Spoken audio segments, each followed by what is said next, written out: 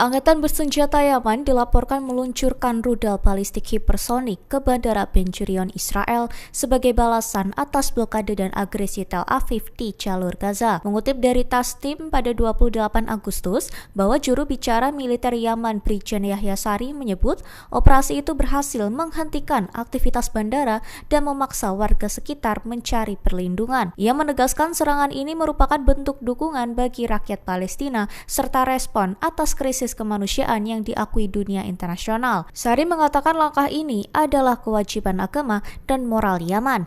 Ia juga menyebut Yaman adalah tanah yang menang dan menegaskan akan terus berkomitmen untuk memenuhi tugasnya supaya Palestina tidak mundur dari posisinya. Dilaporkan operasi militer Israel langka di pedesaan Damaskus telah berlangsung 2 hari. Mengutip dari Ynet News pada 28 Agustus bahwa serangan ini menggabungkan pesawat tak berawak hingga serangan udara berat dan pendaratan pasukan khusus. Patroli Suriah awalnya menemukan perangkat mata-mata di dekat Al-Kiswah, yaitu sekitar 10 km dari Bandara Internasional Damaskus. Serangan udara dilanjutkan hingga mencegah bala bantuan Suriah masuk ke lokasi. Malamnya, pesawat tempur Israel meluncurkan sekira 10 serangan tambahan terhadap fasilitas militer di area tersebut. Dilaporkan juga, pasukan khusus Israel menggunakan 4 helikopter di sekitar Jabal Mana. Pasukan ini beroperasi selama 2 jam tanpa bentrokan langsung, lalu mundur. Pemerintah Suriah mengecam serangan itu sebagai pelanggaran berat terhadap hukum internasional dan kedaulatan negara. Dilaporkan serangan militer Israel langka di pedesaan Damaskus yang menewaskan sedikitnya 8 tentara Suriah. Operasi ini mencakup serangan udara dan pendaratan pasukan khusus yang berlangsung lebih dari 2 jam. Serangan diduga dimulai setelah patroli Suriah menemukan perangkat mata-mata di Al-Kiswah, yaitu sekitar 10 km dari Bandara Internasional Damaskus. Jet tempur Israel disebut meluncurkan sekitar 10 serangan ke fasilitas militer di wilayah itu. Mengutip dari Ynet News pada 28 Agustus, bahkan pasukan khusus Israel mendarat di pos militer dengan peralatan pencarian khusus, lalu menarik diri tanpa bentrokan langsung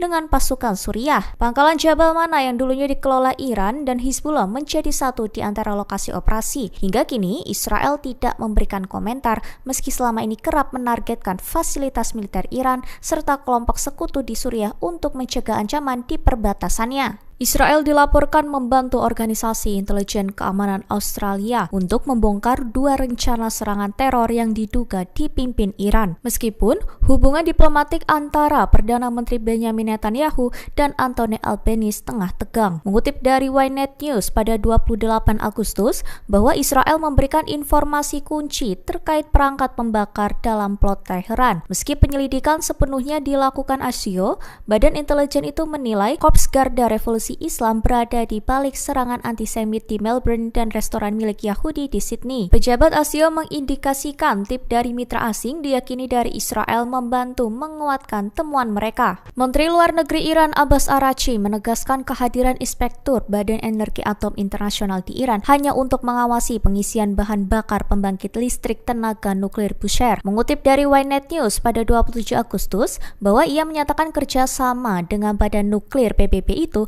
tetap sepenuhnya mengikuti hukum Iran. Araghchi menjelaskan setiap permintaan kerjasama dengan IAEA wajib disetujui Dewan Keamanan Nasional tertinggi sebelum dijalankan. Hal ini sesuai undang-undang yang disahkan parlemen untuk memastikan seluruh interaksi dengan IAEA berada dalam kerangka yang melindungi kepentingan nasional. Ia menambahkan, keputusan penggantian bahan bakar di PLTN Bushehr akan dilakukan di bawah pengawasan IAEA namun tetap mematuhi aturan ketat dari legislatif Iran.